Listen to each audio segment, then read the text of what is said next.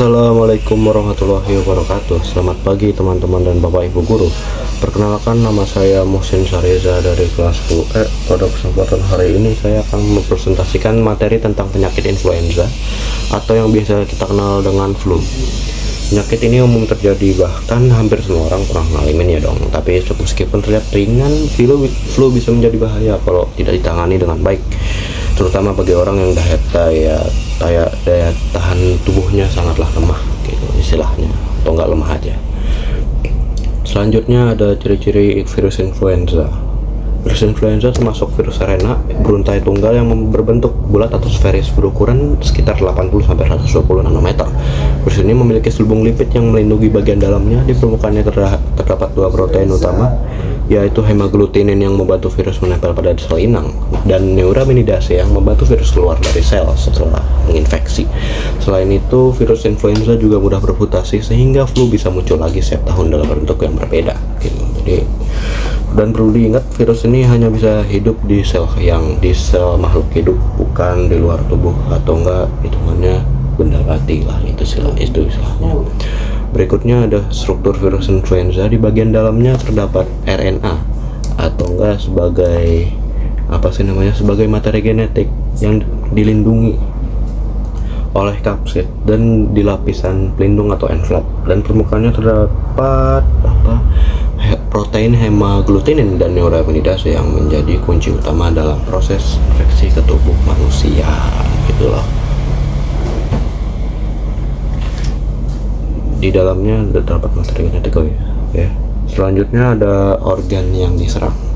Organ yang diserang dalam virus influenza menyerang sistem pernafasan, terutama di bagian atas. Pertamanya yaitu virus masuk lewat hidung, kemudian menyebar ke seluruh tenggorokan dan paru-paru, dan jika menginfeksi semakin parah, virus bisa menyebabkan radang paru-paru atau pneumonia gitu istilahnya. Itulah sebabnya orang yang terkena flu sering mengalami gejala seperti pilek, batuk, dan sesak napas gitu. Setiap penderita virus influenza. Selanjutnya ada gejala-gejala flu.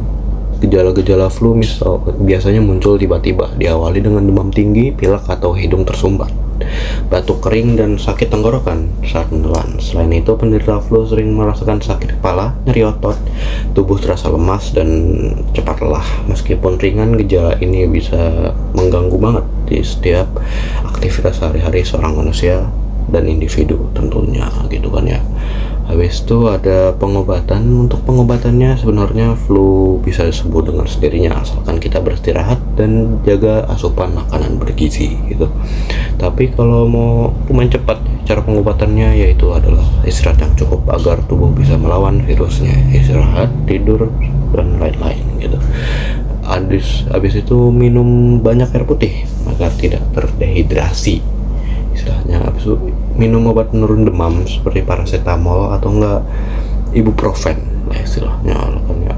Habis itu gunakan obat batuk dan pilek sesuai gejala flu, yaitu konsumsi makanan bergizi untuk mempercepat pemulihan Anda ya. Habis itu perlu diingat juga bahwa antibiotik itu tidak bisa menyembuhkan flu, karena flu disebabkan oleh virus, bukanlah bakteri.